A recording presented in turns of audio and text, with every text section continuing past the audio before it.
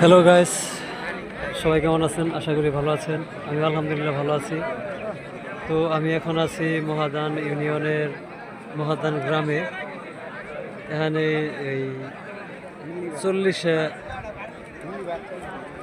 চল্লিশে ফয়দা যাকে বলা হয়, এখানে দাওয়াত খাইতে আসছি। দেখেন প্রচুর লোক,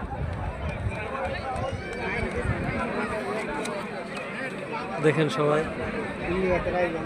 আমাদের এক গ্রাম পুলিশও আছে, যে নজরুল ইসলাম। দেখেন লোকজন, অনেক লোকজন হয়েছে। খাবার এখনো শুরু করিনি, এই করবো কিছুক্ষণের মধ্যেই। তো সবাই সাথেই থাকবেন, ধন্যবাদ। জামালপুরের ঐতিহ্যবাহী খাবার মিল্লি ভাত, যেটা সাধারণত 40 যাকে ফয়তা বলা হয়, এই খাবারে বেশি দেওয়া হয় মিল্লি ভাত।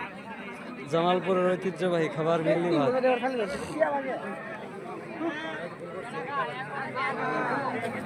দেখেন মিল্লি ভাতের আয়োজন করা হয়েছে।